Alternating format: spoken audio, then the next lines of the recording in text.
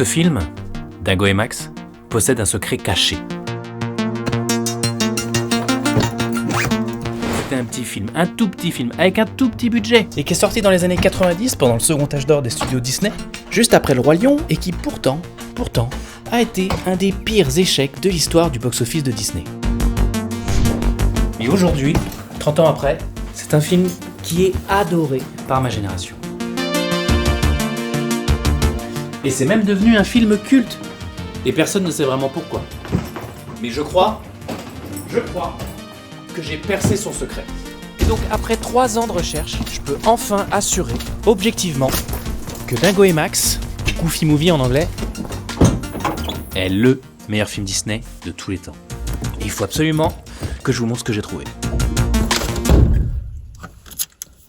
Et en fait, tout est parti de ce livre, Road Movie USA, écrit par Bernard Benoliel et Jean-Baptiste Toré, qui était mon prof de cinéma quand j'étais étudiant. Je me suis beaucoup basé sur ce livre pour écrire ce film. Parce qu'en fait, Dingo et Max, c'est avant tout un road movie. Donc je pouvais pas vous en parler sans prendre la route.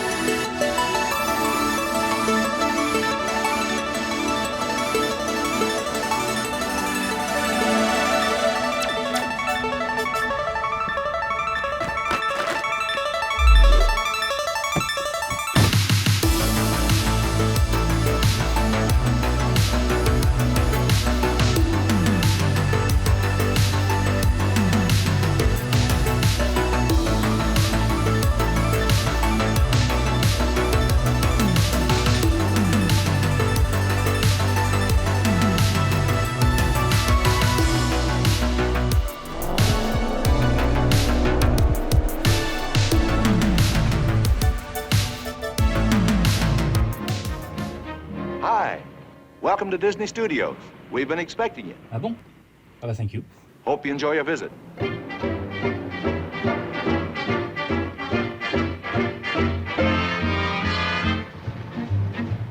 Donc là, on est vraiment au cœur de la magie. On est au Walt Disney Studios à Burbank. C'est là qu'ont été faits les plus grands films d'animation de l'histoire. Alors là-bas à l'entrée, il y a le Roy E. Disney Building, où sont faits les films actuels. Puis si tu continues, tu passes devant ces immenses hangars qui te transportent dans le temps. Parce qu'en fait, ce sont dans ces hangars historiques qu'ont été tournés des films mythiques comme Fantasia, Mary Poppins, 20 milieux sous les mains. Hello. Ah, salut Walt. I'm sorry you got lost. There's actually a much shorter way to get here. Oui, c'est vrai, mais on prend notre temps parce que ce que je préfère par-dessus tout ici, ce sont les studios d'animation historiques qui avaient été conçus par le designer Kem Weber et puis par toi, Walt, et qui sont synonymes de l'âge d'or du studio et qui sont restés vraiment dans leur jus. En fait, ce qui est trop bien quand t'es ici, c'est que t'as l'impression de voir en fait les animateurs de l'âge d'or. Ollie Johnston, Milkal se balader dans les rues pour aller à la cafette et discuter de comment ils vont animer Baloo ou Shere Khan, tu vois. On sent leur présence ici en fait.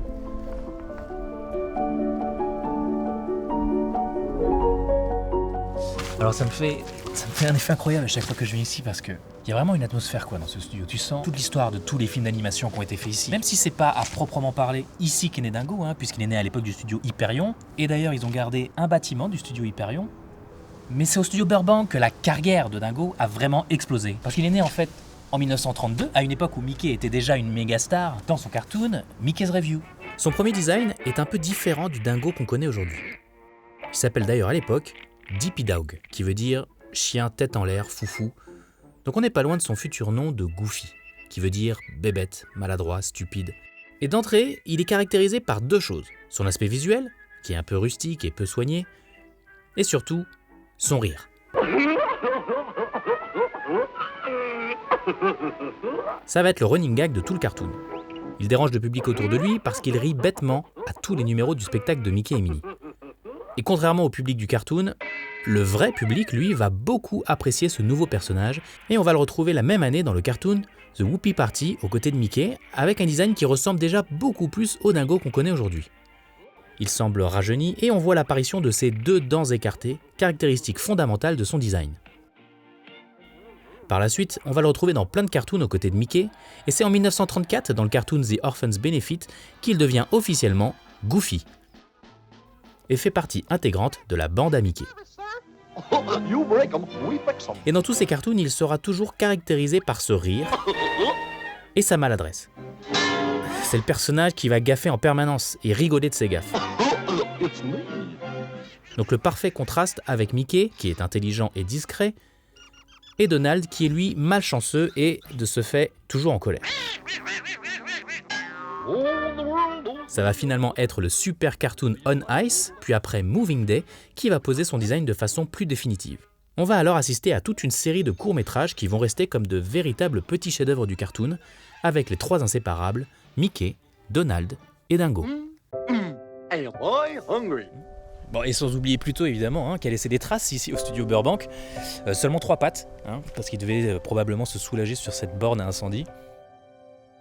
Ouais. Et donc là en haut, il y a une menthe religieuse, je sais pas ce qu'elle fait là, et il y a Simplet qui la regarde et qui lui dit de descendre, on dirait. Donc si on continue la visite du studio, on a le bâtiment des shorts, où il faisait les cartoons, des courts-métrages, le bâtiment Inking and Painting pour l'ancrage et la couleur, bâtiment caméra pour filmer les dessins, et bien sûr le mythique bâtiment animation. Donc là on est devant le Sherman Brothers Stage, qui a été nommé ainsi en l'honneur des frères Sherman, qui ont composé les plus belles musiques des films Disney. Et c'est là en fait qu'on a enregistré les musiques et les voix des personnages. À cause d'un différend avec Walt Disney, l'acteur Pinto Colvig, qui donnait sa voix à Dingo depuis ses débuts, quitte le studio. Dingo se retrouve alors sans voix, et va donc commencer la célèbre série des How To. How to sleep, how to dance, how to play baseball, how to fish, how to play golf, how to swim. En fait, l'ancêtre des tutos YouTube, quoi. Où une voix off imperturbable contraste avec le comique des situations illustratives de Dingo. Swing the arm with a liquid rhythmical motion. Straight as an arrow, the lure skims over the water to land lightly into that deep purple pool.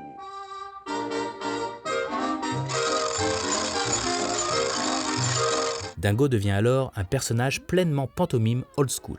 Il rappelle les excentricités de Buster Keaton et Charlie Chaplin.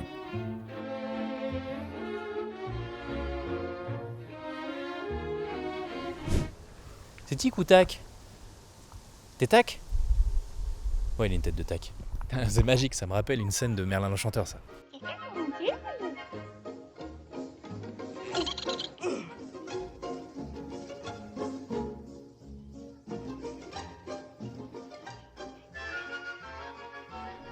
Donc là, on est sur la Disney Legends Plaza. On peut voir comme ça derrière le Michael Eisner Building, où ils ont représenté en fait les 7 nains qui représentent le cartoon qui soutient cet empire.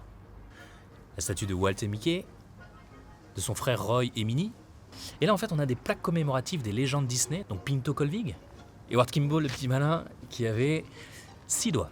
Peut-être pour ça qu'il animait si bien. Ready? Okay, shoot.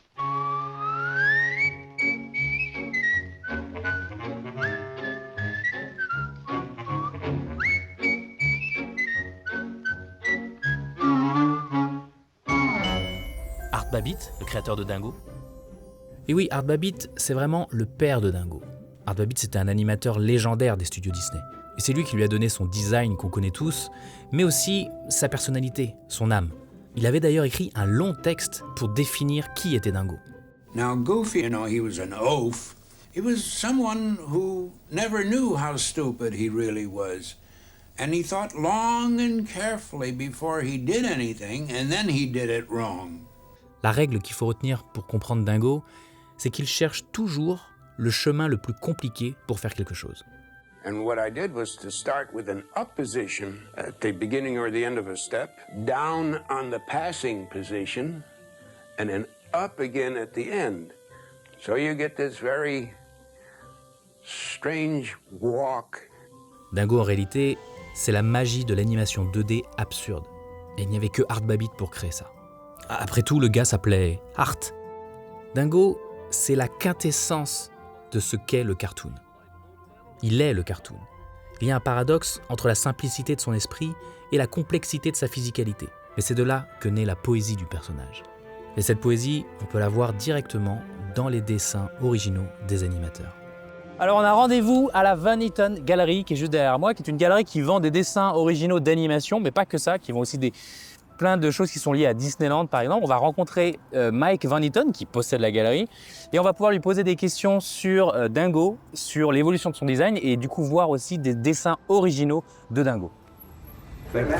Thank you. No worries. Sorry, it's such a mess. I'm Mike Van Eaton, the co-owner of Van Eaton Galleries in Los Angeles, California. Goofy. Yeah, so this Yeah, there. movie, because I like to go fishing, you know. Please, bring me back a big fat one. Will not. It's one of my favorite shorts. What I find amazing with Goofy comparing to Mickey or Donald, his design really evolved with time.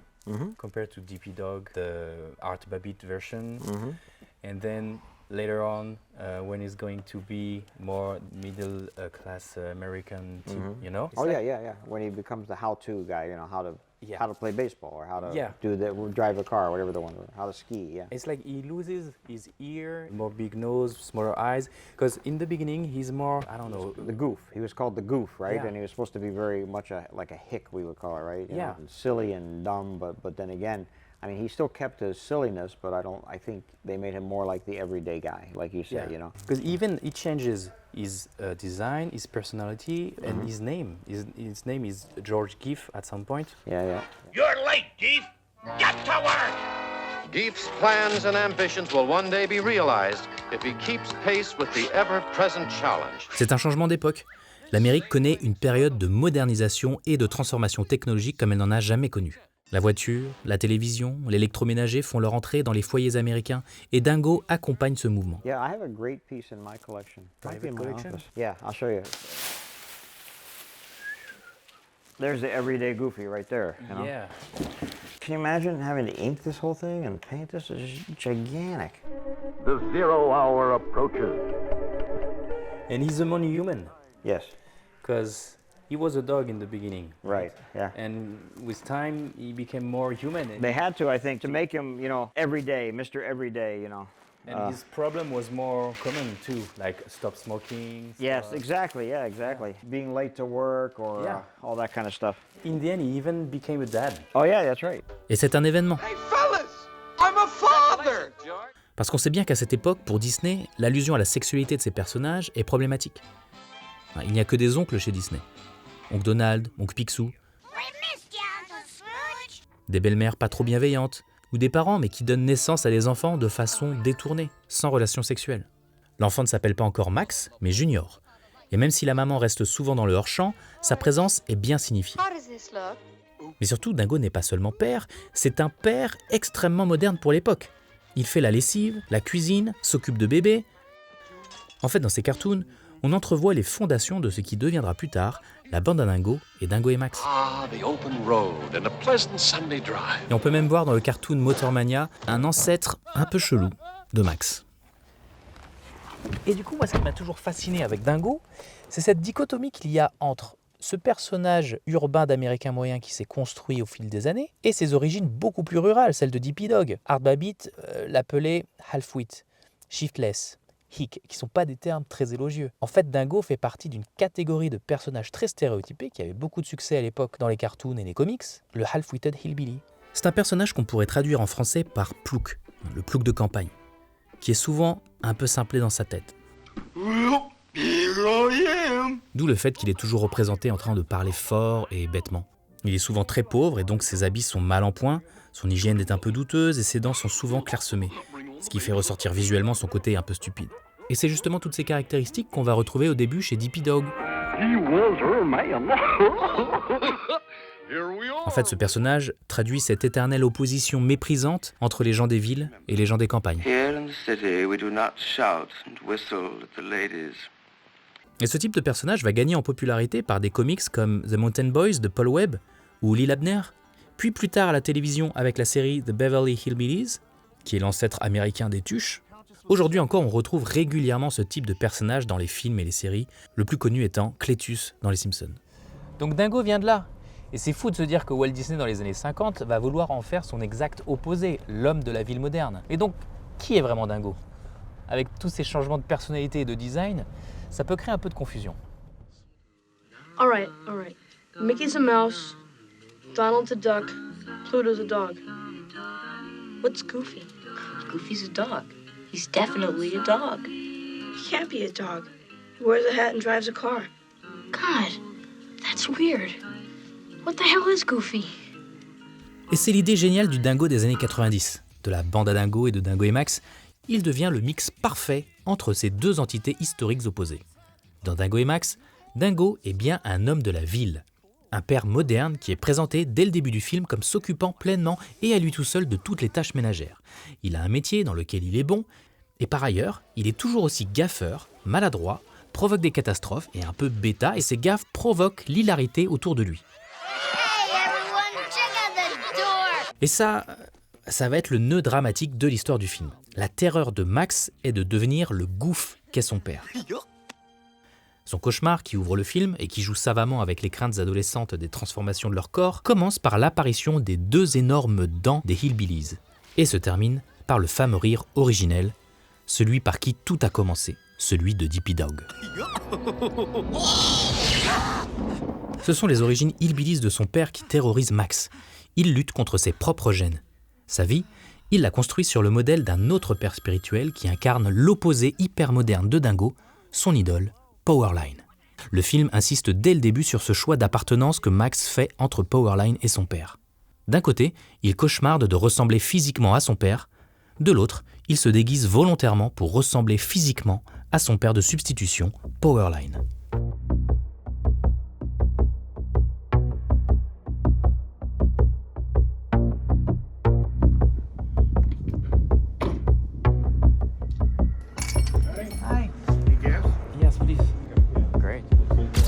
De son côté, Dingo est dans son monde. Son boulot est de photographier des bébés. Mais il faut s'arrêter 2 secondes là-dessus. C'est-à-dire que concrètement, tous les jours, il fixe sur une photo la jeunesse des petits-enfants sur du papier. De la même façon que Dorian Gray fige l'image de sa jeunesse par un tableau. Dingo ne voit pas les enfants grandir. Il les voit enfants pour toujours. Comme figés sur une photo. Donc rien d'étonnant à ce qu'il n'ait pas vu Max grandir et qu'il tombe des nues quand le proviseur appelle pour lui expliquer de façon overdramatique que Max traîne avec une bande de loupards et qu'il risque de finir sur la chaise électrique. Dingo comprend qu'il a raté quelque chose, que les chemins de lui et Max se sont séparés. Et c'est pour ça que sa solution va être de remettre Max sur le droit chemin, sur la bonne route, c'est-à-dire de prendre la route, comme il l'avait fait si souvent avec Junior dans ses vieux cartoons des années 50. Pour renouer le lien distendu entre lui et son fils.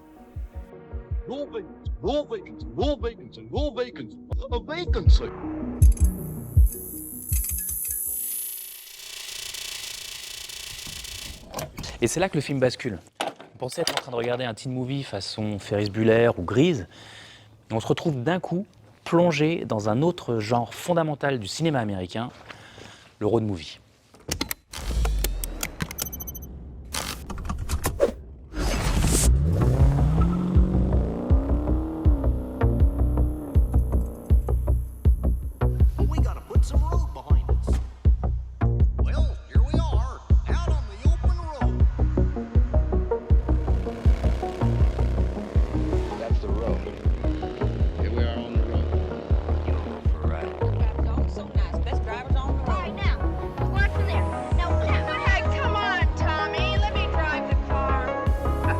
Places, Max.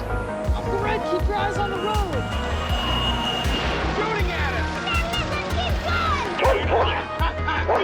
How'd you get the car? I gave him a black eye for it. All we gotta do, Bill, is drive down that road. I just had to get away for a while. I've been on this road before. Get us a long way down the yellow brick road.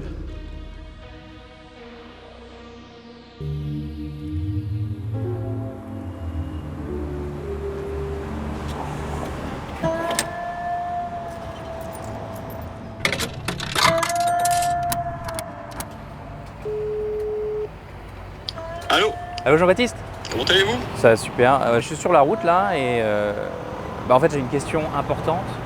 C'est quoi le road movie? Déjà, le road movie, en fait, c'est extrêmement simple. C'est un principe narratif. C'est-à-dire que c'est l'idée de personnages qui vont aller d'un point A à un point B. Donc, le road movie, c'est vraiment un genre du mouvement, du déplacement sur un territoire. Alors, essentiellement américain, parce que c'est vrai que le road movie est un genre qui est profondément américain, qui est donc un genre de la route, quoi, si vous voulez. Non, mais ça se voit qu'on arrive ici, c'est la culture de la route, hein. C'est le pays des voitures. Symboliquement, ça veut dire quoi, prendre la route? Prendre la route, ça veut dire que il y a un moment, une situation est bloquée, catastrophique. Enfin, il y a l'idée que sur place, on va pas pouvoir résoudre un problème qu'on a. Donc, pour le résoudre, ça peut être n'importe quoi. Hein. Ça peut être un divorce, ça peut être le chômage, ça peut être une sorte de crise existentielle. Peu importe. Prendre la route, c'est de cette manière contrecarrer une forme de destin qui semble écrit. Donc, on va prendre la route pour aller vers un endroit, soit qu'on ne connaît pas, soit pour atteindre un horizon qu'on ignore, peu importe, mais c'est une forme de seconde chance. C'est pour ça que le road movie a quelque chose de profondément américain et qui est profondément lié à la culture américaine, parce que dans son ADN, c'est cette idée toujours qu'il y a une seconde chance, et la meilleure façon de prendre la seconde chance aux États-Unis, c'est de prendre la route. Et le Magicien d'Oz? Le Magicien d'Oz, c'est, on pourrait presque dire que c'est un peu l'alpha et l'oméga du road movie. C'est-à-dire que c'est un film qui est réalisé en 1939, qui raconte l'histoire de cette petite fille Dorothy dans un espèce de Kansas natal extrêmement pauvre, tourné en noir et blanc, et puis qui un jour, suite à une bourrasque, se retrouve projetée au pays d'Oz. Vous savez, il y a une sorte de proverbe qui dit, voilà, l'herbe est toujours verte ailleurs. Donc Dorothy, dans le film, elle ne cesse de rêver d'un ailleurs meilleur. C'est ça, prendre la route. On pense toujours que le point qu'on va atteindre à l'issue du trajet ou du voyage sera mieux, sera meilleur que le point de départ ou celui qu'on a quitté.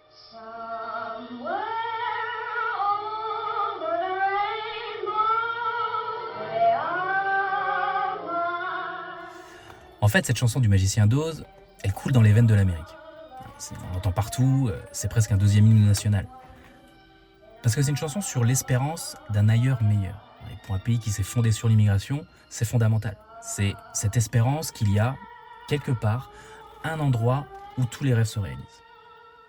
En fait, c'est le film le plus disneyen des films non Disney. Le genre du road movie est encore loin, et pourtant on voit déjà Judy Garland jouer avec une énorme roue, une sorte de proto-véhicule qui pourrait éventuellement lui permettre de prendre la route vers cet arc-en-ciel. Mais étonnamment, une fois qu'elle est au pays d'Oz, Dorothy veut rentrer chez elle. C'est là que la bonne fée Glinda lui conseille alors d'aller demander de l'aide au Magicien d'Oz, qui se trouve au bout de la fameuse route de briques jaunes. Just follow the yellow brick road.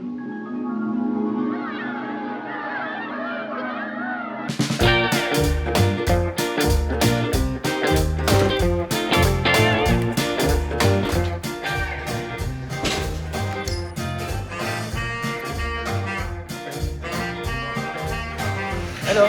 Hi. Follow the yellow brick road. You go to your left. Follow the yellow brick road. Go to the left. Okay. Thank you. Thank you.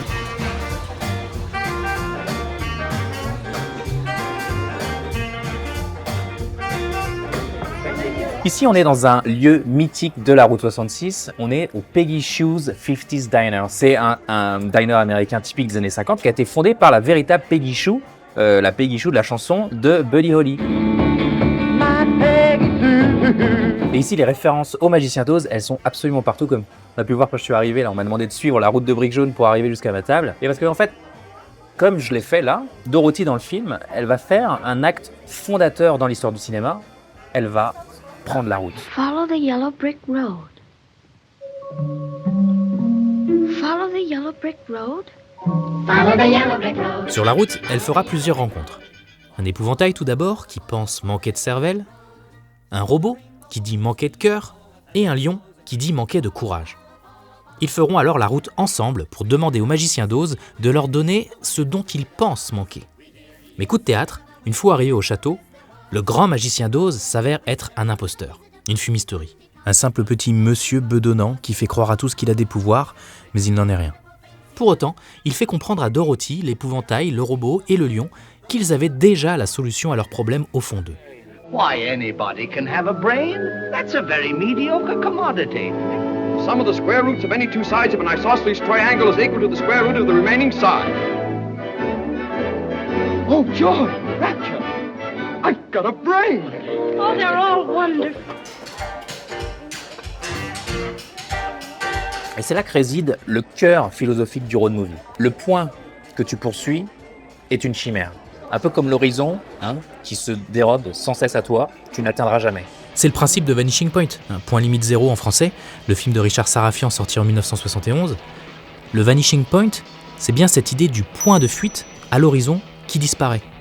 Dans le road movie, tu penses aller vers quelque chose, une altérité que tu désires, mais qui n'existe pas.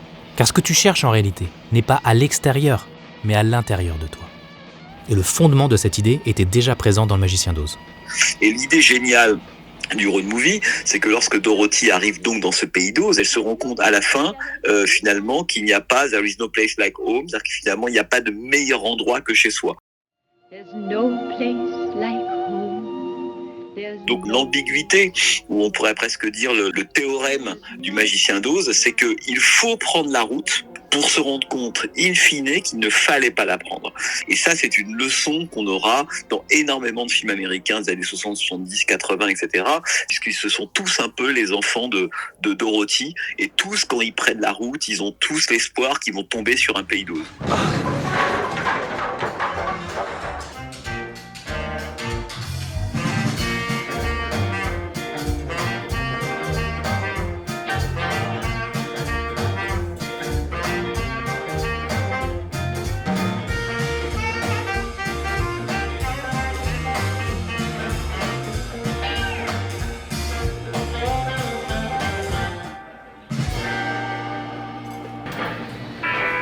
An old saying for you from the king.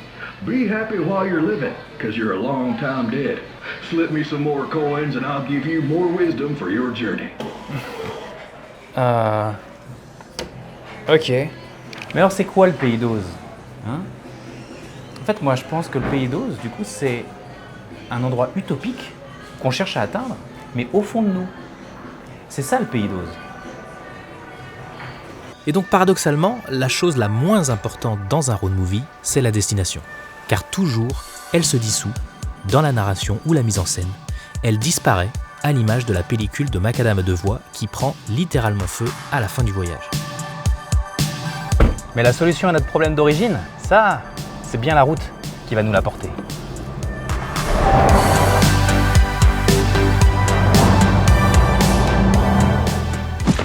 I'm the Green Power Flies. Who do you want to be? What is a demilitarized zone? Sounds like something out of the Wizard of Oz. We're off to see the wizard. Visit that old Wizard of Oz.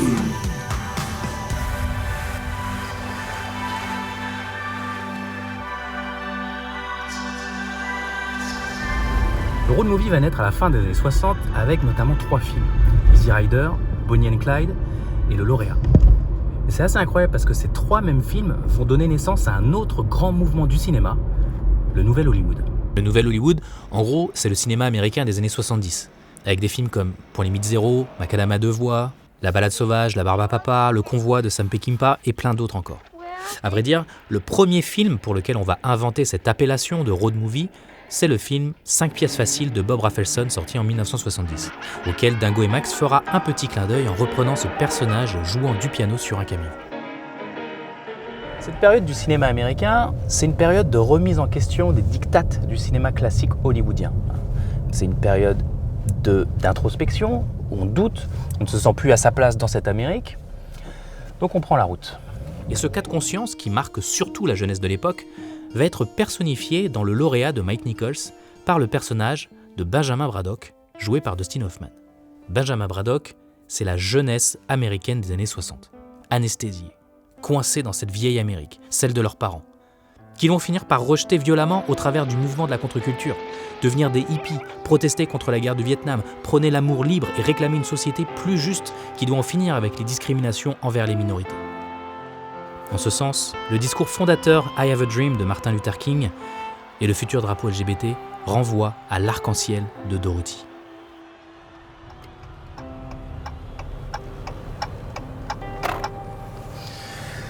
Quand j'étais à la fac avec mon prof Jean-Baptiste Auré, on avait étudié la séquence d'ouverture du Lauréat. Alors le film s'ouvre avec Benjamin qui arrive comme ça sur le tapis roulant de l'aéroport, sur la magnifique musique de Simon & Garfunkel, The Sound of Silence, qui traduit exactement son vide intérieur. Et donc la caméra le suit comme ça dans un très long plan séquence et ça produit un effet intéressant parce qu'il est à la fois en mouvement et immobile. C'est-à-dire qu'il est mis en mouvement non pas par son corps, par ses muscles ou sa volonté, mais par une mécanique bien huilée. Mais en réalité, à l'image, il fait du surplace. En fait, Benjamin Braddock se laisse porter par la société comme par ce tapis roulant. Il n'est plus que l'ombre de lui-même, c'est ce que traduit la fin du plan séquence. Et pire encore, le montage par association l'assimile à sa valise, un objet inanimé qui se fait valdinguer comme ça d'un tapis roulant à l'autre. La jeunesse américaine anesthésiée, elle est là, à l'écran. En fait, c'est ça qui est passionnant avec le lauréat, c'est que ça cristallise un moment fondamental dans l'histoire de l'Amérique, c'est ce moment juste avant que ça pète. Le lauréat, en fait, c'est l'eau de la marmite qui bout avant que le couvercle n'explose.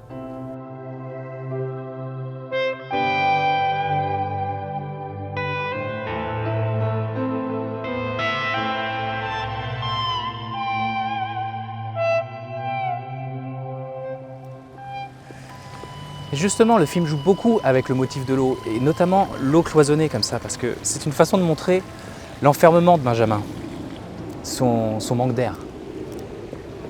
On le voit donc dès la première séquence du film, devant un aquarium, enfermé par un cadre dans le cadre. On le verra derrière, sur le côté, on le verra dans la piscine, beaucoup dans la piscine, rappelant la force des célèbres tableaux de David Hockney représentant la présence et l'absence des personnages au bord de piscine de Los Angeles. On le retrouvera même habillé de force par ses parents d'une combinaison de plongée ridicule qui rappelle l'accoutrement que Dingo force Max à porter au début du film. Que ce soit Dingo ou les parents de Benjamin, ils forcent leur enfant à s'habiller comme eux, pour les enfermer par le vêtement dans le désir d'avenir qu'ils ont pour eux. On le retrouve mis de force par ses parents au fond de la piscine, une image monstrueuse. Absolument immobile, il est devenu le plongeur en plastique de l'aquarium du début du film. Et dans la suite du film, Benjamin va nouer une relation avec une amie de ses parents, la magnifique Anne Bancroft qui joue la fameuse Miss Robinson. Puis avec sa fille, jouée par Catherine Ross, elle aussi prise au piège. Et Benjamin Braddock va alors devoir faire un choix. Est-ce qu'il veut rester dans sa relation avec Miss Robinson ? C'est une relation qui l'emprisonne, à l'image de la célèbre affiche du film où la jambe de Miss Robinson barre la route à Benjamin Braddock. Mrs. Robinson, you're trying to seduce me. Miss Robinson symbolisant l'ancienne Amérique, celle de ses parents, qui veut garder sous contrôle la jeunesse. Ou alors est-ce qu'il veut partir à l'aventure avec la fille de l'ancienne Amérique, donc la nouvelle Amérique ? Le découpage, encore une fois, nous raconte quelque chose à travers l'eau. Par des coupes de montage très fluides qui associent sa relation avec Miss Robinson à la prison de la piscine, alors que les scènes où Benjamin tente de rejoindre Hélène sont illustrées par l'eau libre, celle de la pluie ou de l'océan. Et si lui est toujours associé à l'eau stagnante, Hélène, elle, est filmée à travers l'eau d'une fontaine.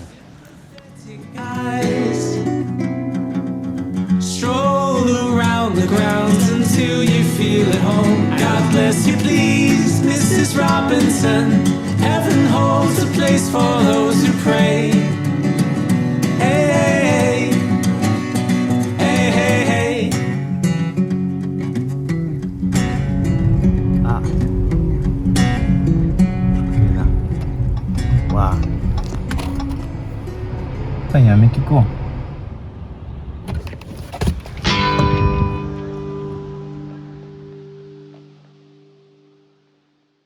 Donc Benjamin arrive en courant à l'église, mais il ne peut pas ouvrir la porte.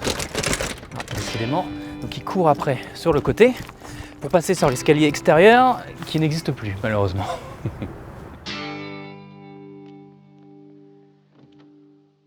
Et du coup, il grimpe à l'étage et arrive comme ça derrière cette vitre pour pouvoir empêcher le mariage.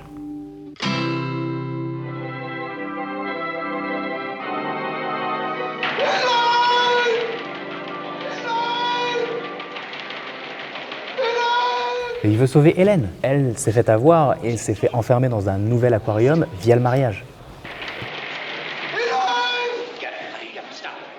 Elle marche vers lui comme vers la lumière.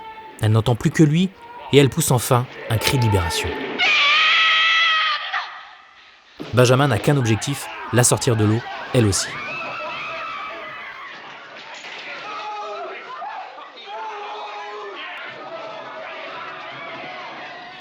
et Benjamin va finir par les enfermer dans leur aquarium.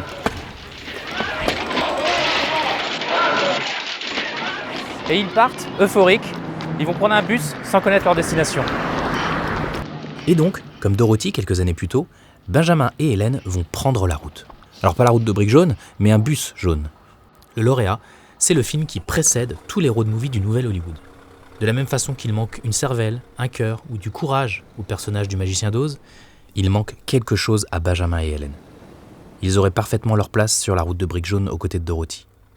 La seule différence, mais elle est fondamentale, c'est qu'ils ne savent pas exactement ce qui leur manque. C'est un sentiment à la fois flou et terriblement vrai. On est sûr de vouloir prendre la route, mais on ne sait pas pour aller où. C'est la magie de ce dernier plan. Le film aurait dû se terminer sur cette euphorie, sur cette joie. Le happy end de prendre la route. Mais Mike Nichols fait durer anormalement le plan. Et on va alors voir dans leur visage comme un contre-coup à l'euphorie. La joie s'estompe peu à peu, avec quelques soubresauts.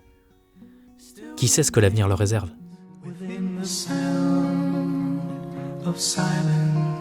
Et dans une sorte d'étrange filiation avec le lauréat, Dingo et Max peut se lire comme le miroir du film de Nichols. Et Max comme l'antithèse de Benjamin Braddock. Max et Benjamin s'accordent dans ce refus catégorique de prendre le même chemin que leurs parents. Dingo lui propose littéralement de passer par le même chemin que lui. We're using the same map me and my dad used. We'll take the same route and make the same stops and see the same sights. Les deux films utilisent l'iconographie du film d'horreur pour présenter les parents comme des monstres. Dans Le Lauréat, qui sort 1 an avant La Nuit des Morts Vivants, les parents et leurs amis sont filmés comme des zombies, dont les mains surgissent du cadre pour agripper leurs victimes. Les embrassades qu'il reçoit de force s'apparentent à des monstres qui le dévorent. Ils surgissent de partout, l'enferment dans le cadre jusqu'à ce qu'il ne puisse plus du tout respirer. À la fin du film, dans l'église, la mise en scène les présente même comme des vampires, que Ben doit repousser à l'aide d'un énorme crucifix et les enferme dans l'église avant de s'enfuir. On n'est pas loin d'une nuit en enfer. Dans Dingo et Max, le film commence littéralement par présenter Dingo comme un monstre. C'est le cauchemar de Max. Dingo, c'est le monstre, et donc le méchant du film.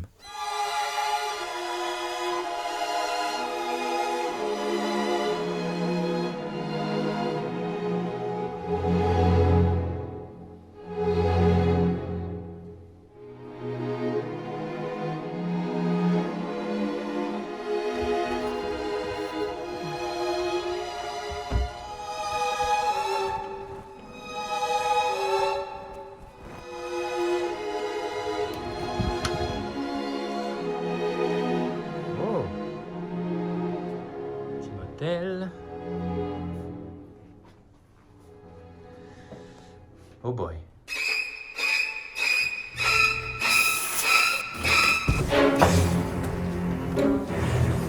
Mais ce qui oppose Max et Benjamin, c'est que si Benjamin sait ce qu'il ne veut pas, il ne sait pas encore exactement ce qu'il veut. What is it, Ben? I'm just Worried? well, About what? I guess about my future.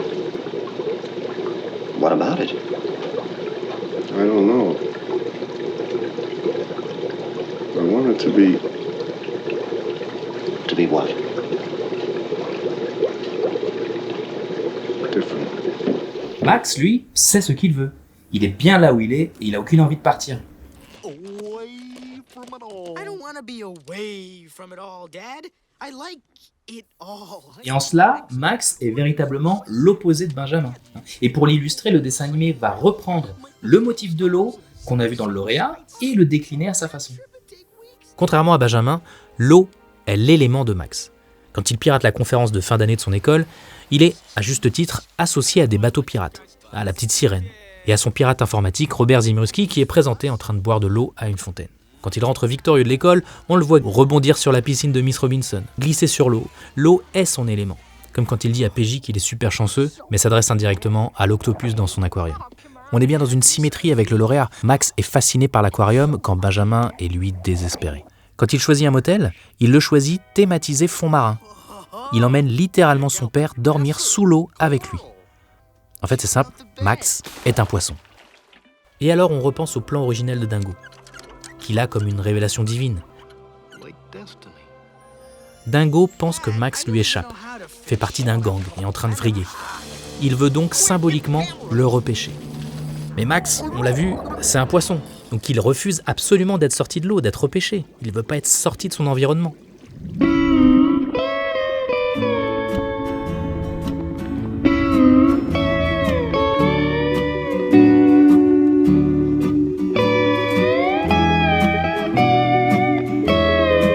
Et j'adore cette séquence entre Dingo et Patibulaire dans le jacuzzi, parce qu'elle est très parlante, et surtout, ce plan est très symbolique. Très symbolique, où Dingo a d'abord du mal à rentrer dans l'eau, l'élément de Max. Mais une fois qu'il y est, il se sent bien. Dingo assimile le plaisir qu'il a dans l'eau du jacuzzi avec le fait que tout va bien dans sa relation avec son fils.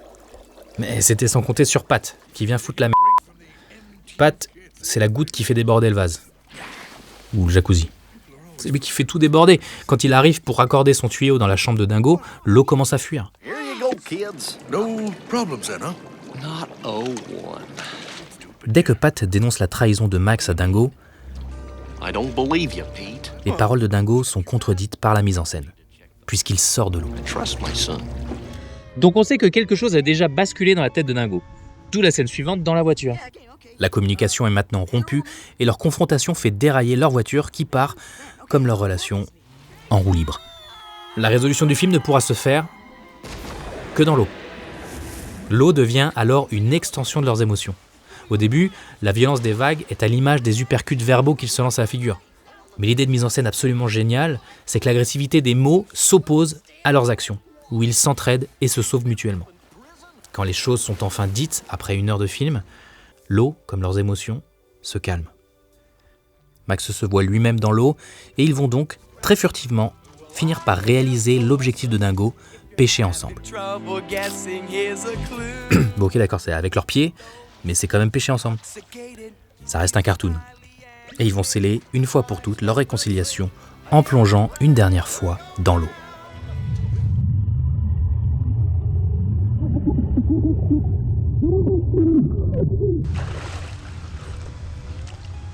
Donc maintenant qu'ils se sont réconciliés, ils peuvent communiquer. Max raconte son mensonge à son père, et son père lui propose d'aller au bout de son mensonge. Donc il fait un pas vers Max. Mais est-ce que Max est capable d'accepter le cartoon de son père ? Et alors qu'au début de cette histoire, c'est Dingo qui pensait devoir repêcher Max pour lui sauver la vie, c'est bien Max qui va sauver la vie de son père en le repêchant, associant alors Dingo au poisson. Ils soudent alors leur réconciliation définitive. Dingo a finalement appris à Max à pêcher.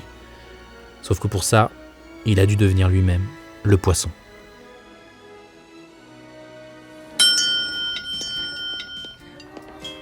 Pick up! Hold your horses!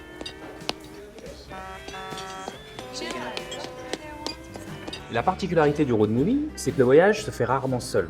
Il se fait souvent à deux. D'ailleurs, moi, pour le début de ce film, je suis avec Zoé. Je suis pas tout seul, hein. Oh. Wow, okay, I understand. Everything here is like that, so just so you know. Okay, great. Thank you so much. Thank you so much. Ouais, elle nous avait dit de prendre une seule assiette pour deux parce que c'est énorme. Et effectivement, c'est énorme. Pancakes, œufs, potatoes, oignons, bacon. Bon, on a de quoi faire. Hein. Ouais, je pense. Donc Zoé, qui travaille à Ouverture TV, qui nous ont prêté pas mal de matos pour le film, donc merci à eux. T'en as vu des road movies, toi ? J'en ai vu quelques-uns, pas beaucoup. J'ai vu Dingo et Max, bien sûr. Of course. Voilà. J'ai vu Thelma et Louise là, il y a pas longtemps. Ouais, trop bien. Et j'ai vu Easy Rider, mais là ça commence à dater. Eh ben, voilà, Easy Rider, c'est le premier des road movies. Billy et Wyatt qui font le trajet ensemble. Ce sont les pionniers. Tony Eden sur Green Book. T'as Thelma et Louise dans Thelma et Louise. Mais ça peut être aussi, par exemple, dans Duel, Dennis Weaver avec le camionneur fantôme. Tu l'as vu, Duel ? Non, mais je crois que cette scène me parle. Ouais, c'est quand il est poursuivi par un camion pendant tout le film. Mais ce qui est intéressant dans le road movie aussi, c'est quand le voyage se fait à deux, c'est souvent l'occasion pour un parent et un enfant de prendre la route ensemble, quoi, pour essayer de se rapprocher, quoi. Ok. Je pense par exemple à Alice n'est plus ici de Scorsese, qui était dans l'avion, hein, t'aurais pu le regarder. Oui, il c'est était vrai. diffusé dans l'avion. Mais je pense aussi à Honky Tonk Man de Clint Eastwood, qui joue en fait avec son vrai fils dans la vie, Kyle Eastwood, Paper Moon, où t'as Ryan O'Neal qui joue avec sa fille, Tatum O'Neal. Parfois, la relation parent-enfant, elle n'est pas non plus réelle. Dans l'épouvantail, Al Pacino traverse tout le territoire pour aller à la rencontre de son fils, qu'il n'a jamais vu. Et en arrivant, en fait, il téléphone à sa femme. Et sa femme lui dit non, mais en fait, c'est trop tard, il est mort. Bon, c'est un peu triste. Plus récemment, dans En avant de Pixar, tu l'as vu? Non, il faut vraiment que je le regarde lui. C'est encore un road trip père-fils, en fait. T'as les deux frères qui prennent la route pour aller à la rencontre de leur père qui est mort. Tu vois. Okay. Donc c'est toujours un petit peu cette idée d'une chimère. En fait, on est encore dans la chimère du magicien d'Oz, quoi.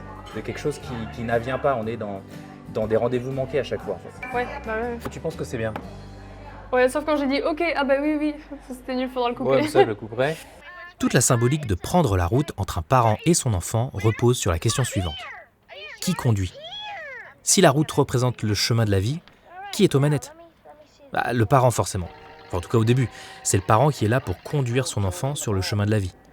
Mais très souvent, on voit cette relation évoluer. Le parent laisse l'enfant conduire. En faisant ça, le parent apprend à l'enfant à conduire. Il fait son rôle de parent. Il apprend à son enfant à être autonome aux manettes de sa vie. Et dans le cas de Dingo et Max, à plusieurs reprises, Max doit conduire. Mais par contrainte. Parce que Dingo ne fait pas attention et les mène à l'accident. Hey, the car! What? Now you want to drive too? Dingo comprend cette problématique et nomme donc Max navigateur. Road beer, c'est là. Je suis allé un peu trop loin. Parce que dans la vie, comme sur la route, Dingo et Max n'ont pas la même destination. Par contre, nous on est arrivés. En réalité, quand l'enfant conduit, c'est qu'il devient adulte.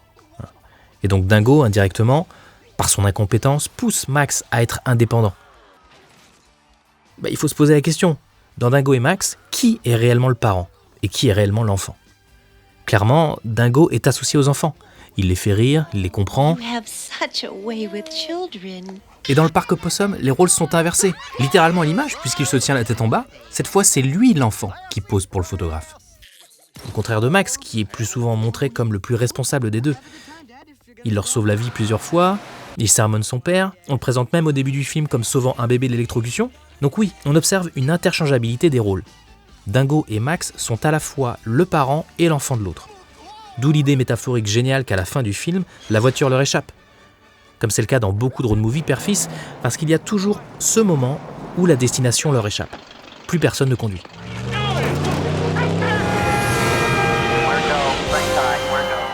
Mais c'est en général là qu'ils trouveront le chemin de l'entente, quand ils cesseront de vouloir décider de la destination de l'autre, mais plutôt de se laisser porter par le voyage. En fait, la suite du voyage, on va pas la faire tout seul. Donc j'ai dû louer un véhicule un tout petit peu plus grand.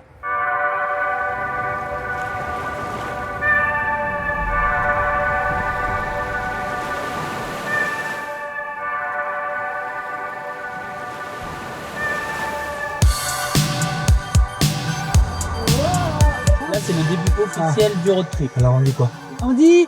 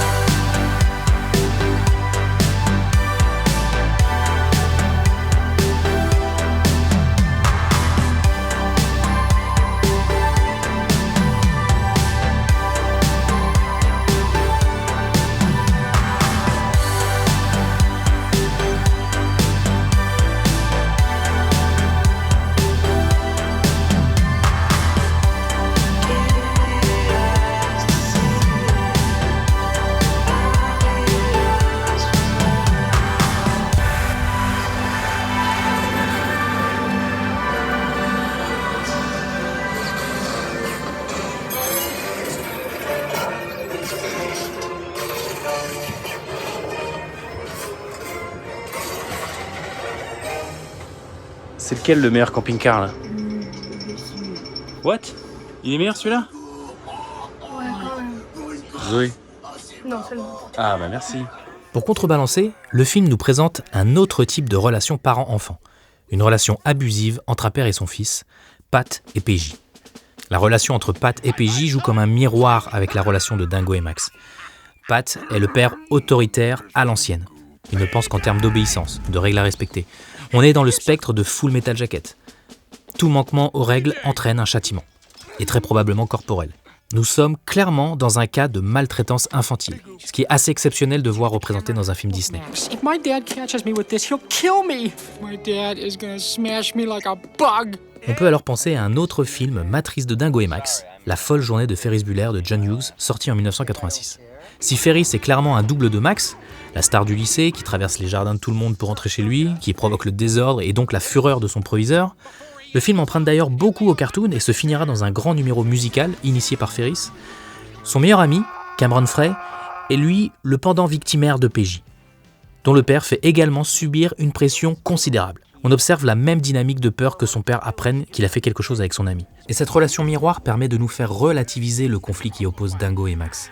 Celui-ci nous apparaît alors beaucoup plus nuancé et sensible. Nous ne sommes pas dans le manichéisme disneyen classique de cette époque, avec un gentil et un méchant.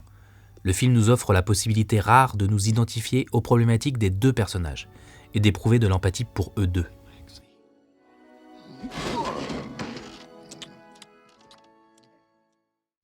Et là, il y en a une autre. Mais oui. Ouvrez la fenêtre. Il y a des biches. Incroyable. Attends. Waouh. Oui, je pense. Ah, c'est des biches. Qu'est-ce qu'il a dit, il y a un lama. Tu prends des vidéos ailleurs.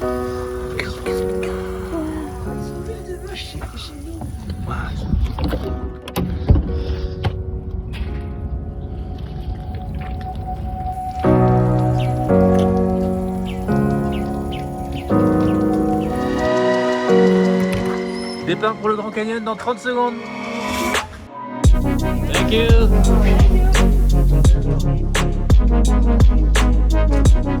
On est là et on doit se jeter dans le vide là. Ah ouais. Putain.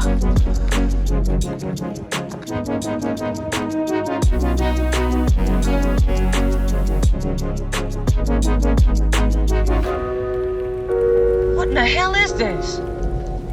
I don't know. I think it's a goddamn Grand Canyon. Isn't it beautiful? Yeah. Something else, all right. Ce que raconte le road movie, et ça depuis le Magicien d'Oz, c'est qu'on prend la route pour aller à la découverte de soi-même. On part pour voir de quel bois, ou de quelle paille, ou de quel métal on est fait. On pense partir à la recherche de quelque chose d'autre, mais en vérité, c'est toujours sur une autre version de soi-même qu'on tombe. Le road movie, c'est partir à sa propre rencontre. Et c'est pour ça que tout road movie va convoquer deux formes graphiques simultanément. La ligne droite et la spirale. Le road movie, c'est un genre a priori de l'espace. On se déplace dans un territoire qui permet aussi d'ailleurs de documenter, de découvrir des lieux. Il y a une dimension presque touristique, qu'on appelait à l'époque les travelogues. D'un point de vue très concret, des personnages qui se déplacent sur un territoire, qui vont d'un point A à un point B. Ça, c'est la forme, on pourrait dire, de la ligne droite. Et la forme spiralique, c'est la forme d'une sorte de quête intérieure. C'est-à-dire que ce qu'on va chercher au bout de la route, au fond, c'est quelque chose qu'on a au fond de soi. C'est-à-dire que prendre la route, c'est aussi se découvrir soi-même. Ce qui fait que dans le road movie américain, donc sur cette ligne droite, plus on avance dans l'espace, plus on recule dans le temps, mais aussi bien dans le temps de l'histoire américaine, mais c'est aussi un retour dans son propre temps personnel, puisque généralement, au bout de la route, on en sait un peu plus sur soi, et donc la spirale, c'est le trajet mental intérieur qu'on va faire au cours de cette trajectoire physique. D'où le Dorothy dans Le Magicien d'Oz. Elle ne cesse d'être prise dans des spirales, d'ailleurs qu'on trouve à même le sol dans le film, de façon presque très symbolique, puisqu'à la fin, finalement, qu'est-ce qu'elle a ? Elle découvre quelque chose qu'elle avait au fond d'elle-même. Il faut prendre la route et aller loin pour pouvoir retourner au fond de soi-même. On comprend donc pourquoi la fin du voyage pour Dingo et Max se fait en plongeant littéralement dans une spirale d'eau. Et Clint Eastwood va trouver une jolie idée visuelle pour illustrer le voyage introspectif de son personnage dans un monde parfait. Kevin Costner, qui a pris pour otage un jeune enfant, est son partenaire de route pendant tout le film. Mais peu à peu, le petit se confond avec le fantôme de l'enfance volée de Costner. Le jeune garçon porte d'ailleurs un costume de Casper, le gentil fantôme, et lorsque Costner mourra à la fin du film, le jeune garçon s'envolera en hélicoptère, comme si c'était son âme qui s'envolait. Le dernier plan du film réunit Casper et Costner dans le cadre pour illustrer ses retrouvailles au bout du voyage avec son enfance, lui permettant de mourir enfin apaisé. Et d'ailleurs, dans les road trips de cavale, La spirale peut être également cet étau qui se resserre peu à peu autour des personnages. Dans 2001, l'Odyssée de l'espace, qui est, comme son nom l'indique, un road movie dans l'espace, Bowman traverse l'univers tout entier pour tomber in fine sur lui-même, vieillard et mourant dans son lit, avant de se régénérer en fœtus astral. Dans Dingo et Max, oui, la transition est violente, la ligne droite est brisée en deux. Doit-il aller vers Dingo ou vers Powerline? Lequel de ces deux paires doit-il choisir? Mais en réalité, son choix, c'est vers quelle version de lui-même il veut aller. Okay, Walt Disney. Oh, now ding dong, a lang, a lang, a lang. Da dum, ba dum, ba dum, a day. Oh, life could be a dream.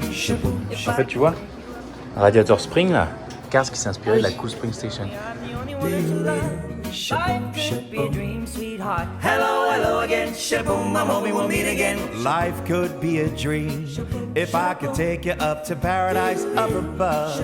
Let me tell you, I'm the only one that you love. Life could be a dream. Qu'est-ce que tu veux? Moi, j'ai pensé à celui-là, rien. Tu veux l'essayer?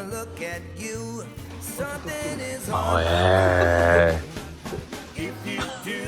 Ah, ils sont là. Fais attention, Et il y Francis, en a un hein. autre en haut là. Ah non, c'est un. Les écrase pas. Ils jouent mieux tête. Ils sont trop. Oula, oula, oula, oula, oula. Tu veux faire quoi?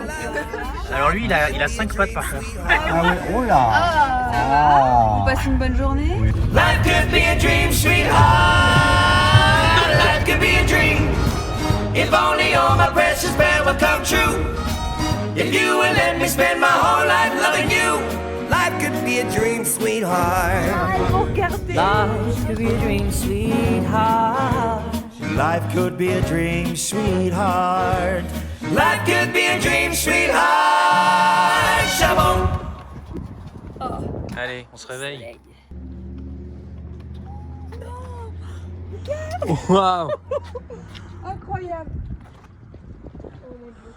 Oh là là là là là là là. Oh là là là là. Arrêtez. Arrêtez. Ça suffit. Ça suffit.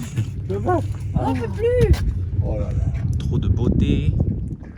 Petit corbeau, ton corps est beau. Waouh, la magie.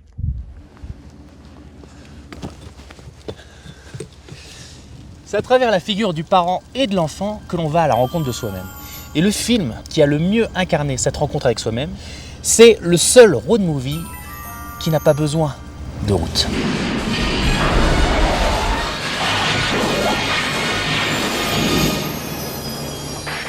Marty et Doc utilisent une voiture, une DeLorean pour voyager dans le temps. C'est pas un hasard. Ils ne se déplacent donc pas sur les routes, mais dans les couloirs du temps. Et comme dans tout road movie, ils vont prendre la route, enfin ils vont partir, pour essayer de changer quelque chose qui ne va pas dans le présent. Marty va aller à la rencontre de son père, où il va prendre sa place dans le cœur de sa future mère. Et dans le 2, il va littéralement partir à sa propre rencontre, dans le futur et le passé. Comme Dorothy, Marty va se retrouver dans un univers incroyable et va chercher un moyen de rentrer chez lui. Et en rentrant chez lui en 1985, à la fin du film, on pourrait jurer l'entendre dire « There's no place like home. » Mais pour Doc, lui, le Home Sweet Home, c'est le passé de l'Amérique. Et donc il viendra vivre dans une véritable ville du Far West. Allez, go! Go, go, go. Calico, ville fantôme. Il y avait même personne en fait pour nous accueillir à l'entrée, donc on n'a pas payé, c'est vraiment une ville fantôme. Donc en fait ici c'est une ville qui autrefois était une ville de chercheurs d'or. Et un jour il y a un mec qui a débarqué sur la colline, il a dit non mais en fait il y a de l'or de l'autre côté de la colline. Et du coup tout le monde s'est barré. En 2 jours ils avaient abandonné la ville et du coup elle est restée comme ça dans son jus. C'est vraiment une ville du Far West quoi, de l'ancien temps. Mais c'est fou, il n'y a pas de conducteur dans le train. Il y a personne. C'est vraiment une ville fantôme.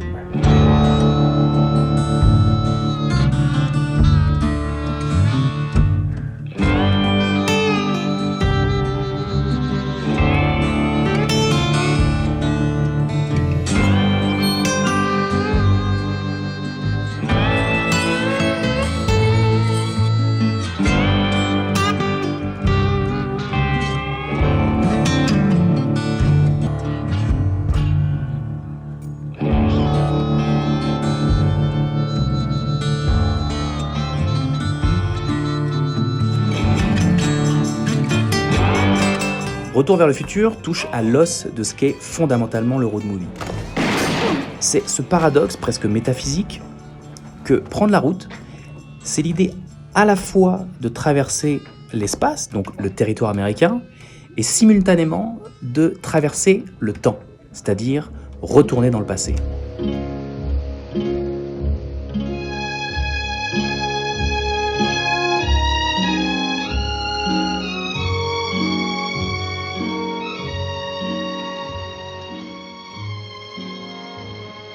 This is the West, sir. When the legend becomes fact, print the legend.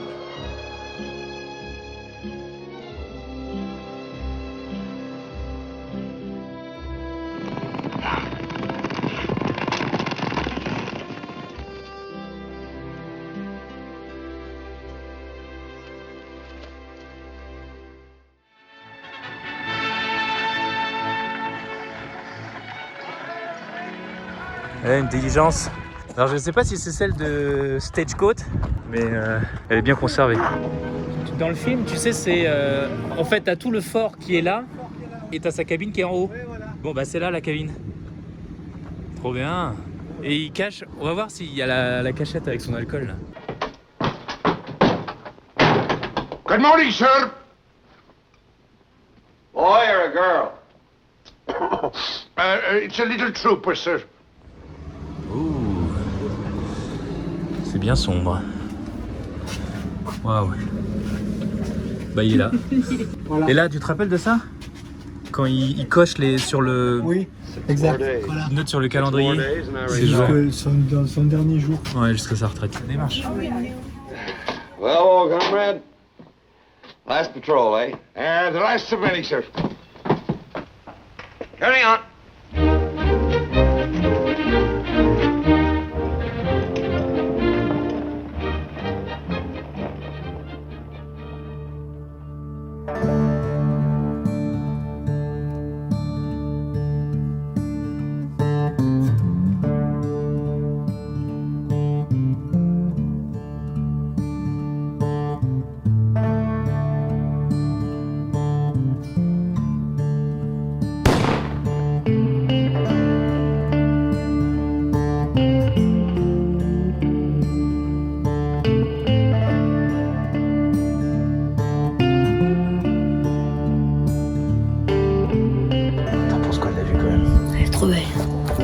Avec les nuages là. C'est trop beau, hein? Et bon, on va t'en taper au petit-déj. Coucou. Bien dormi?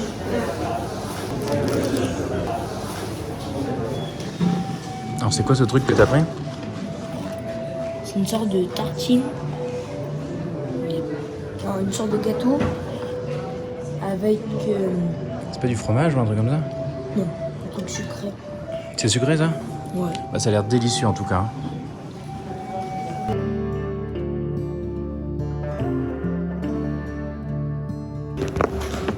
Faut aller voir ça. Non mais... Incroyable.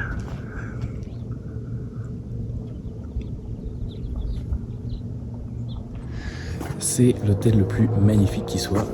Seul problème, c'est que la bouffe est dégueu. Quand on prend la route à partir d'Easy Rider, on fait le trajet inverse de la conquête de l'Ouest. On voit d'ailleurs au début du film un plan qui sonne comme un passage de relais entre le western et le road movie, superposant visuellement un cheval se faisant remplacer un sabot et une moto remplaçant sa roue. Le message est limpide. On voit d'ailleurs Peter Fonda jeter sa montre à terre juste avant de prendre la route. On prend la route à l'envers pour remonter le temps. Dans Vanishing Point, Kowalski va tellement vite qu'il défie les lois de la physique. Le film commence par la fin. Il va tellement vite que l'image se fige, bloquée dans l'espace-temps. Puis on revient dans le passé, comme un disque rayé qui rejoue sans cesse le même passage indéfiniment.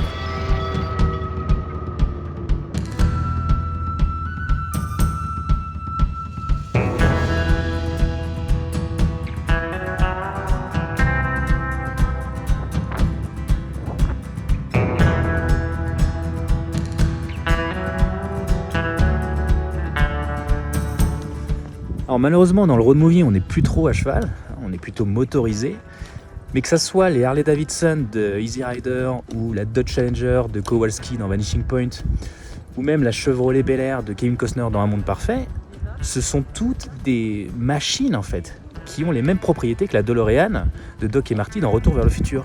Ce sont des machines à remonter dans le temps. Hey, you ever ridden in a time machine before? Well, sure you have. What do you think this is? A car. You're looking at this thing bass-ackwards. This is a 20th century time machine. I'm the captain, and you're the navigator. Out there, that's the future. And back there, well, that's the past. If life's moving too slow, and you want to project yourself into the future, just step on the gas right here. See? And if you want to slow her down, well, hell, you just step on the brake here, and you slow her down.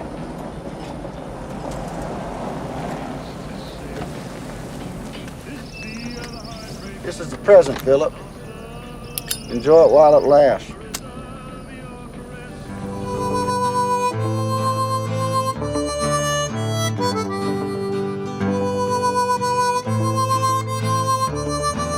Alors pourquoi on veut revenir dans le passé avec le road movie? On l'a vu, le road movie, ça vient du nouvel Hollywood. Et le nouvel Hollywood, on en a déjà parlé, c'est une période d'introspection. Une période d'introspection de soi-même, mais de l'Amérique aussi, du passé de l'Amérique. En fait, on veut faire ressortir ce qui a été refoulé. On va faire ce travail de relecture, pour exhumer les cadavres dans le placard de l'Amérique. Et donc le western, ce grand mensonge hollywoodien sur la conquête de l'Ouest et le massacre des Indiens, c'est pas pour rien que c'est Peter Fonda, fils de Henry Fonda, un des acteurs fétiches de John Ford, qui entreprendra en premier ce voyage d'introspection. Le western infiltrera pendant longtemps les codes du road movie.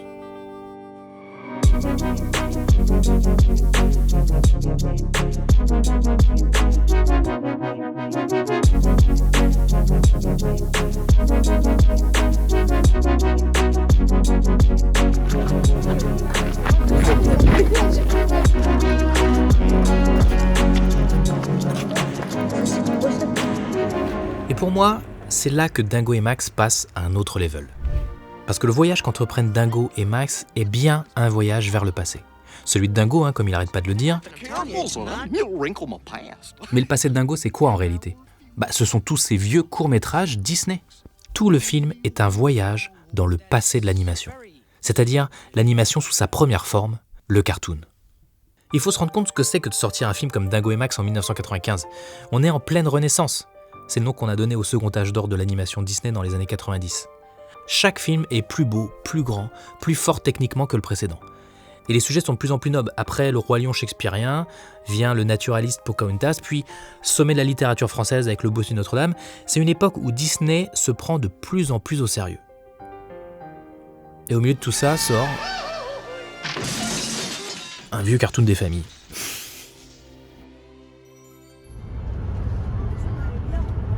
Quoi ? La maison, elle est bien ronde.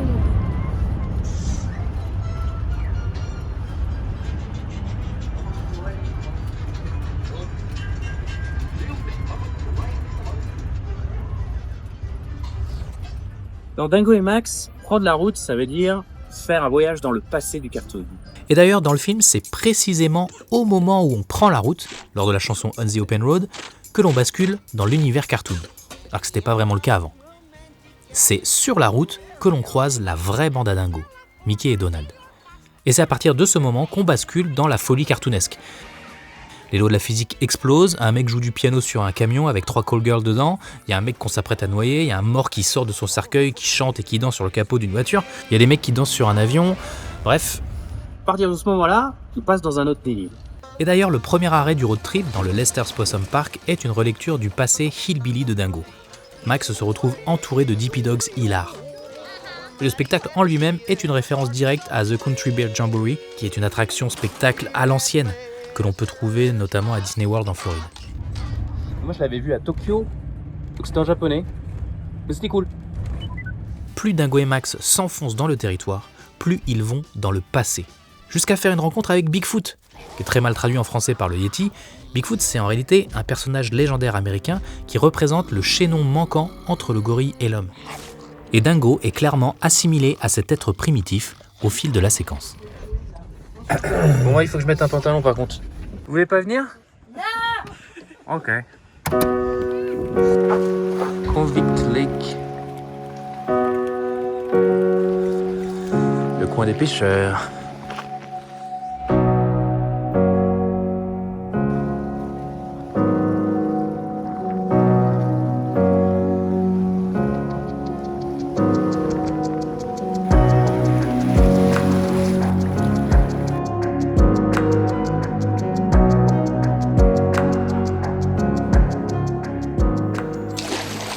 Lorsque Dingo explique à Max le parfait lancer, on est dans la plus pure tradition cartoonesque de Dingo. On rappelle la règle, pour toute action, Dingo choisira le chemin le plus compliqué. Et c'est là la beauté de l'histoire racontée. Dingo finalement veut attirer Max dans le monde du cartoon. Le parfait lancer, c'est la façon cartoon de faire les choses. Et c'est le cartoon qui sera leur salut, puisque c'est grâce au parfait lancer qu'il pourra à la fois sauver la vie de son père et trouver le point d'union entre Dingo et Powerline.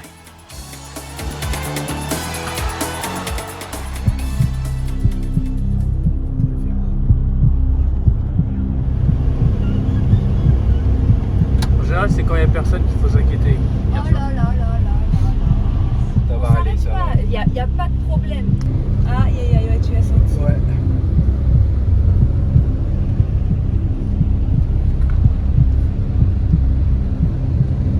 Normalement, dans 30 minutes, il n'y a plus de neige. 20 minutes later. I am a blockade.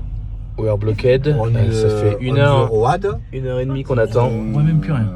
Very, comment on dit? Blockade. Oh, il y en a d'autres. Bien. C'est un renard? Ah oui. Et c'est des coyotes. Regardez là-bas. C'est un coyote. Attention, mais traverse pas, Poussin, traverse pas. Il a peur. Et l'autre, il a traversé? Ils sont très Oui. famille, ils restent Regardez-les. bien avec les autres. Oui.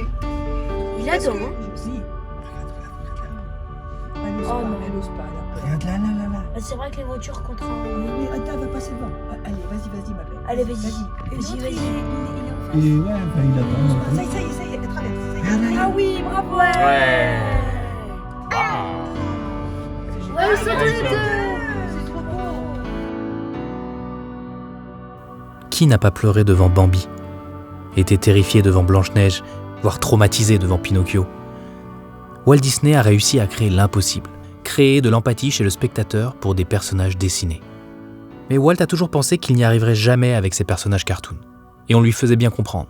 We were told by all the big movie moguls in Hollywood that people just wouldn't sit still for an hour and a half of cartoon. Et c'est pour ça que le style de ces longs métrages a toujours été d'aller vers plus de réalisme, pour favoriser l'identification du spectateur pour ses personnages. Pile 60 ans après Blanche-Neige, le studio Disney réussit le tour de force que n'avait pas réussi son fondateur. Faire un vrai long métrage cartoon, avec le personnage cartoon par excellence en vedette, Dingo.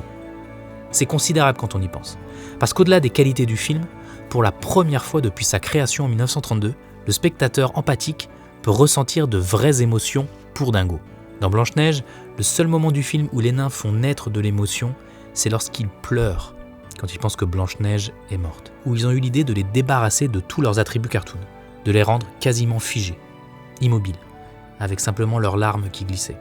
Dingo et Max va reprendre exactement ce principe lorsque Dingo va avoir le cœur brisé en découvrant la tromperie de son fils. Son visage et son corps va se figer, comme celui des nains. Et cela va constituer un des moments les plus poignants. Et c'est ça le vrai génie du film. Sous couvert d'une apparence cartoon, le film est d'une incroyable justesse émotionnelle.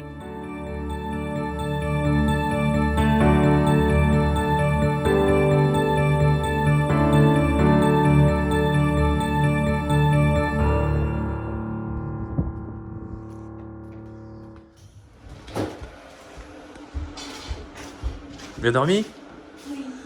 Ouais, mais trop beau! Ou qui veut faire une partie de ping-pong, les gars? Dingo et Max ne cesse de faire écho tout au long du film au vieux cartoon de Goofy. Dingo et Max est peut-être finalement le meilleur cartoon didactique de Dingo. How to be a dad. Mais je vais gagner quand même, hein. Je vais bien jouer, même si je dis une phrase. Je peux pas te laisser gagner en fait pour la vidéo, il faut absolument que je gagne, tu vois. Ça serait très mal vu en fait. Finalement, ce que rejette Max, c'est moins son père que son... Finalement, ce que rejette Max, c'est moins son père. Ce que rejette Max, c'est moins... Finalement, ce que rejette Max, c'est moins son père que son héritage cartoonesque. Max est dans la modernité alors que Dingo est dans l'ancien temps. Et si tu penses comme ça, le film prend une toute nouvelle symbolique. Il faut reprendre le contexte de production et voir ce qui s'est passé en 1994. Le film est considéré comme un projet de seconde zone par Disney, qui veut surfer sur le succès de leurs séries télé comme la bande à Picsou ou la bande à Dingo, mais qui n'a Dieu que pour ses films principaux. Genre Le Roi Lion, un autre film sur la paternité, mais plutôt sur comment tuer le père, puis Pocahontas. Et donc Disney ne regarde pas de près la production du film, dont une bonne partie s'est d'ailleurs faite en Floride et à Paris, au studio Disney de Montreuil. Donc le réalisateur Kevin Lima est libre. Et c'est là où je veux en venir. Pour moi, les meilleurs films sont ceux qui, par le fond de ce qu'ils racontent et la forme qu'ils emploient pour le faire, arrivent à saisir quelque chose de leur époque, à marquer l'histoire de cette façon. You know, Billy, we blew it. What? What? We blew it. Quand Peter Fonda prononce cette phrase improvisée sur le tournage d'Easy Rider, sans le savoir, il fait basculer le film dans le prophétique. En fait, We Blew It, c'est la même image que la fin du lauréat. Vous vous rappelez ? Easy Rider, le lauréat, on était encore au début. Hein. C'est le moment où on prend la route. C'est au moment de l'euphorie. Et pourtant, on pressent que c'est déjà foutu. Et pour moi, Dingo et Max est le film charnière de cette époque, qui porte en lui cette même intuition géniale, mais pour le cinéma d'animation.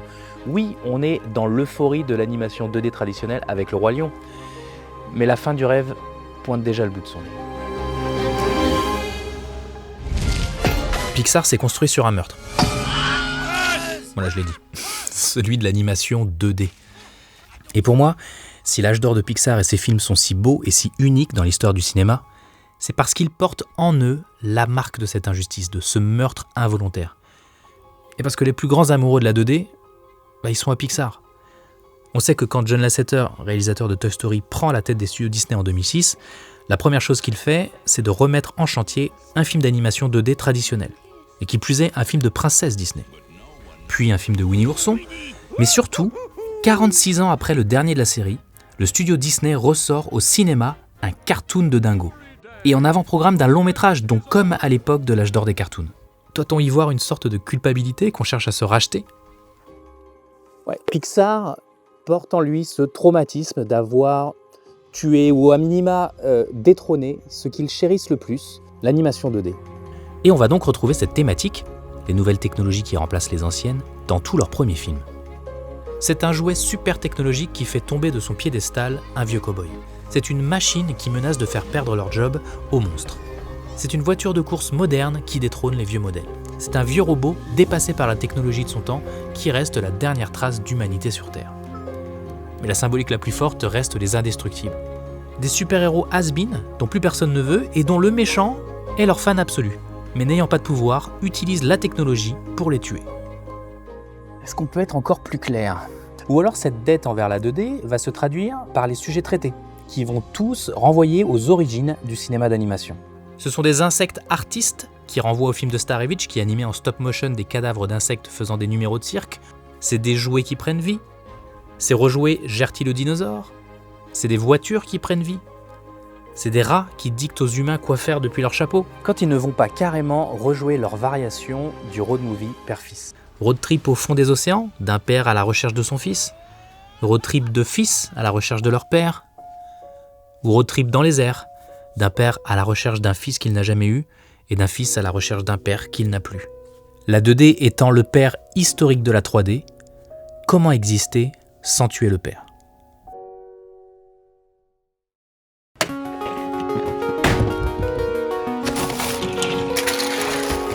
Entre 1994 et 1995, on est à un moment absolument clé de l'histoire de l'animation. On est au sommet du second âge d'or des studios Disney qu'on a appelé la Renaissance.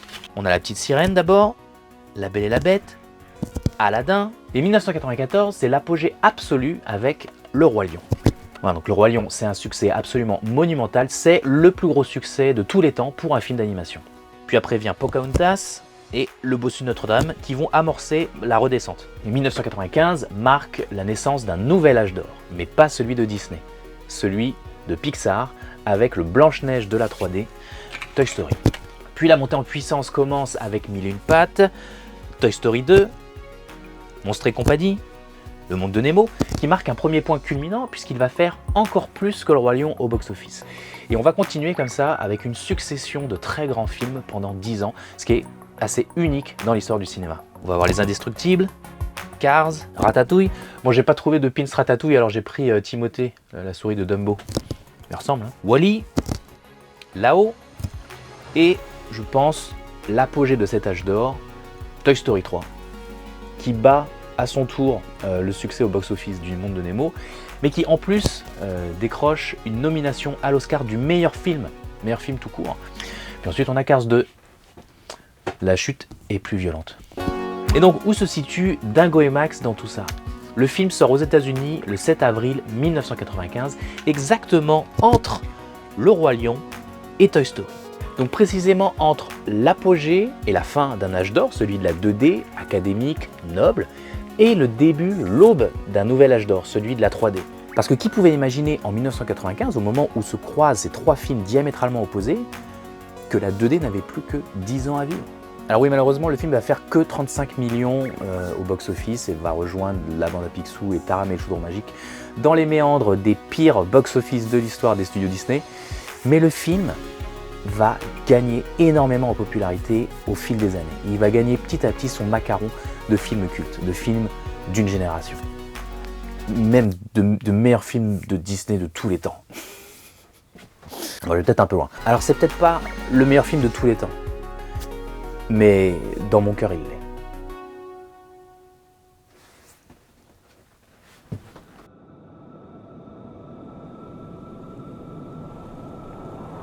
Bip Bip et le Coyote, c'est sans doute une des formes les plus pures, à mon avis, du road movie. C'est d'un côté une espèce d'obsession, d'appétit des territoires qu'on traverse, parce que Bip Bip et le Coyote, c'est une sorte de combat presque existentiel, philosophique, entre une espèce de hobo déguenillé, en fait, qui renvoie évidemment à la période de la dépression, et son espèce de rêve de nourriture, qui est cette espèce de Bip Bip qui lui échappe sans arrêt. Donc le Bip Bip, c'est l'horizon, on pourrait presque dire, du road movie, ce point qu'on veut atteindre et qui toujours se dérobe, et le Coyote, c'est l'homme du road movie. C'est celui qui inlassablement reprend la route en pensant que à l'issue de la route, il va avoir soit assouvir un fantasme, un désir, mais c'est un peu comme le mythe de Sisyphe, c'est-à-dire qu'en fait, on prend la route, mais en réalité, on n'atteint jamais vraiment l'horizon en fait qu'on s'est fixé.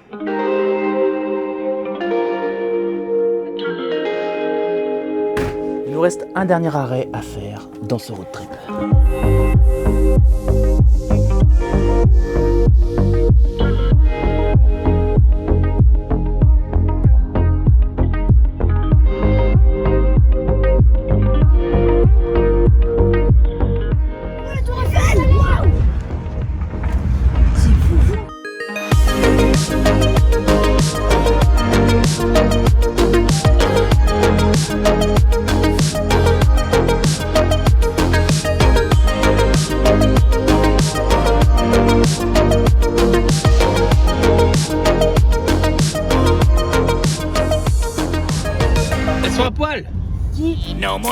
Il reste un élément dont on n'a pas trop parlé et qui est pourtant indissociable de la qualité du film, sa musique. Malgré son statut de film B pendant la Renaissance, ses musiques suivent le schéma comédie musicale de tous les grands classiques de l'époque. Le film commence sur la I Want Song, la chanson où le protagoniste, Max en l'occurrence, exprime son désir. On the Open Road traduit à la fois l'euphorie de prendre la route, c'est donc la I Want Song de Dingo. Il veut partir, prendre le large avec son fils, mais son fils ne veut pas. Donc cette chanson fait apparaître leurs désaccords en les faisant chanter l'un sur l'autre. Avant que Nobody Else But You scelle leur réconciliation. Ils chantent enfin ensemble et est présenté comme une chanson d'amour. D'amour père-fils, mais d'une chanson d'amour quand même. Puis il y a deux chansons qui sont un peu à part, les chansons de Powerline. Et comme on l'a vu, Powerline, c'est la solution qui réunit Dingo et Max à travers la chanson Eye to Eye. Parle de l'idée de voir à travers les yeux de l'autre pour mieux comprendre. Mais aussi, c'est un jeu de mots en anglais, eye to eye, de mois à mois, où le moi et le toi se confondent. Mais aussi au travers du parfait lancer cartoonesque qui devient une danse pour Powerline et qui met en évidence de voir les choses sous un autre angle. Parce que, qu'est-ce que ça veut dire Powerline en anglais ? Powerline, en fait, ce sont les lignes à haute tension qui parcourent les routes, justement pour permettre aux gens de communiquer entre eux. Powerline, c'est la ligne qui permet la communication entre Dingo et Max, ce que symbolise le dernier plan du concert.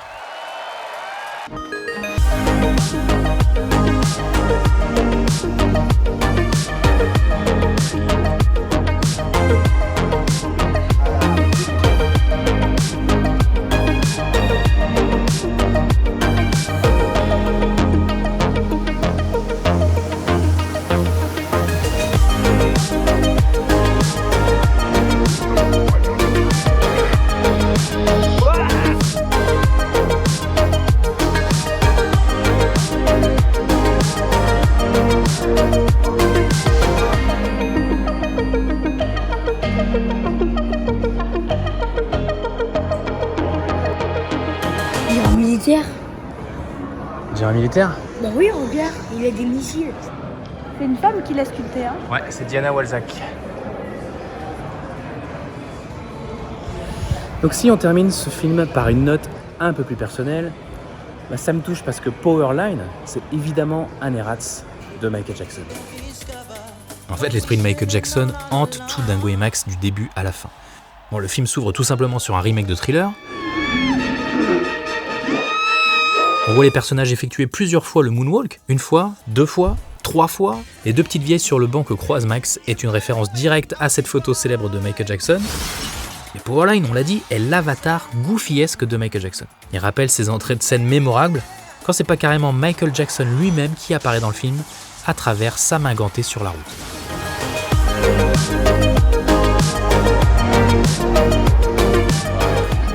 C'est les chaussettes de Michael.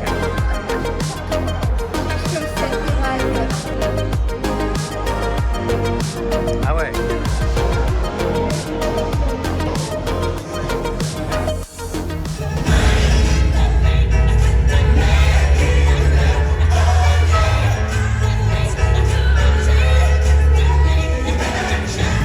Ça va ? Ouais. T'as pas trop pleuré ? J'ai pleuré. Donc en fait, dans le spectacle, ça raconte l'histoire de fans de Michael qui se mettent à danser comme lui. Donc en fait, ils se déguisent en lui et puis finissent à la fin par danser avec lui. C'est ce que raconte Dingo et Max et c'est pour ça que moi j'avais cette identification à fond en fait avec le film et avec le personnage de Max à l'époque quand j'étais jeune quoi, parce que j'étais fan de Michael. Mon père m'a emmené voir Michael en concert en 97 au Parc des Princes. Alors bon, j'ai pas fini sur scène avec lui, je pense que j'étais pas du tout seul. Pour plein de raisons, je pense que ça a touché une génération entière.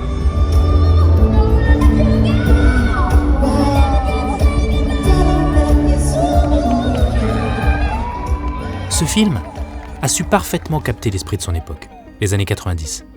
C'était un tout petit film, mais qui abordait des sujets dans lesquels tout le monde pouvait se reconnaître. Et le génie aura été d'être à la fois totalement ancré dans son époque et absolument intemporel.